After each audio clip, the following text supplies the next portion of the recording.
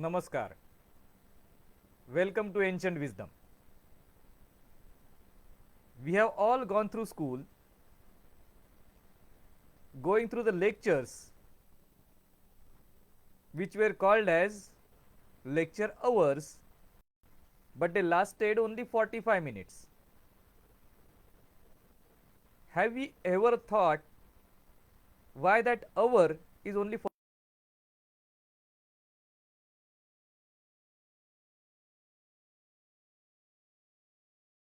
Let's look at the overall education system. The overall education system as we have is 5 years primary, 5 years secondary education, 2 years tertiary or 2 years higher secondary and 3 years to degree. Or if you take it from the 10th standard, it is 1 year to certificate, 2 years to diploma, 3 years to degree and 5 years to professional degree. And then the specialization starts. Who decided these years? Who decided these durations? There has been a lot of research which has gone into this. Over a period of time, the expertise of students who have come out has also been checked. And that is how this pattern of 10 plus 2 plus 3 or 11 plus 4 or any of these patterns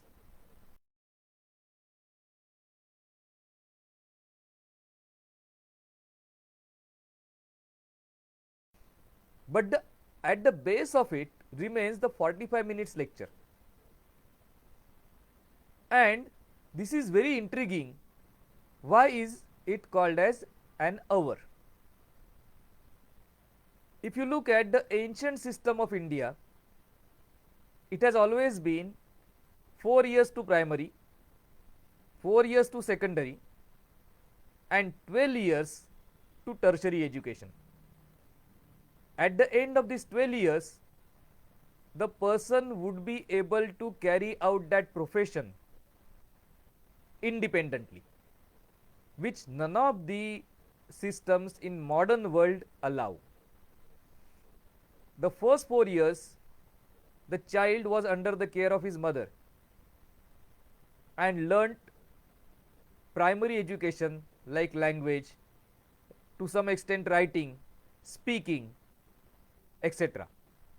The next 4 years, that is from age 4 to 8, he worked with his father or in the house with father or mother or both, but primarily learned the trade of the father or skill of the father. And then at the age of 8, he would go to the Gurukul to learn the Veda or the specific knowledge or generalized specialized knowledge, which he would do for the next 12 years. And this education, all these three were highly practical as well as theoretical. So it was theory into practice, practice into theory, and as a result of which at the age of 20 he would be fully ready to take on the world. And then he would spend next 1 year practicing the craft that he has learned, and at the end of 1 year, at the age of 21, he would give the Guru Dakshina to his Guru and then set out to start his own academy or start his own school, start his own profession, or in any other way contribute to the society. Interestingly, because the profession was in general hereditary or dependent on the Varna, and it was bara balutedari or barter system, his day-to-day expenses would be anyway taken care of by the society. So from the age of 21 to whatever age he remains active, he would be highly into research in the subject that he has learned for the first 20 years. And this was how mathematicians were born, scientists were born, or kings were born. Now coming back to the question of 45 minutes. Where did this 45 minutes start from in modern world? In modern world, it started as late as the 1900. In German schools, they did a lot of research on the attention span of students, and they realized that 1 hour was way too long and 30 minutes was way too short. By the time the teacher would start delving into the subject, the student settled down, 30 minutes would be over. And in case of 1 hour, most students would get bored because of the lecture, unless the lecturer is extraordinary. So through trial and error, they came to this time of 45 minutes. And starting from Germany, it was adopted by England, it was adopted in the US, it was adopted all over the world. As of today, in India, in primary, secondary and tertiary schools, the lecture or lecture hour is 45 minutes. It is said to match the attention span of students on an average. So it is not too long, not too short.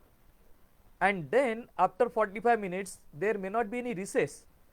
But change is the spice of life, so you change the subject.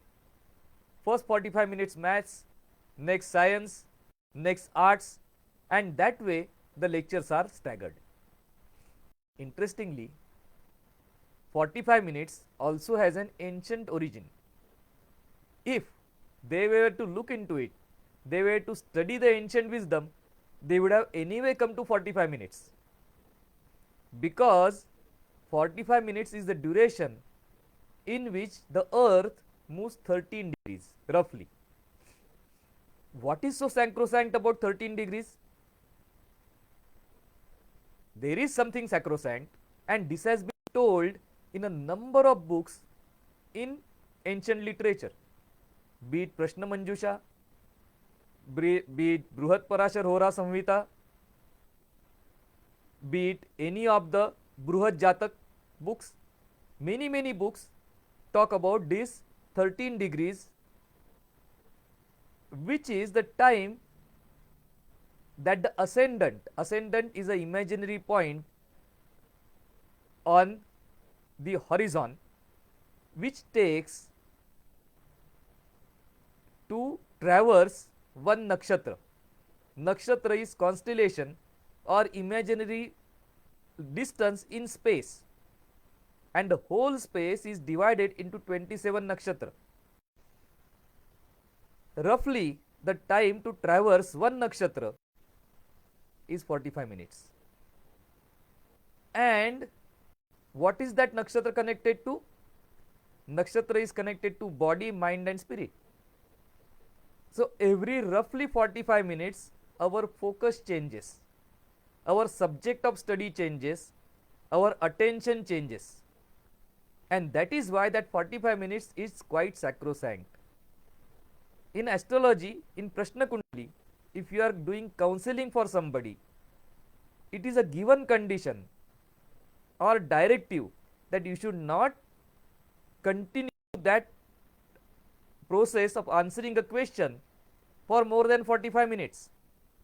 And this has also been experienced that a person who comes in with a important question, at the end of 45 minutes, he says that he has got a second question or he has got another question to ask, whereas the injunction is only one question at a time.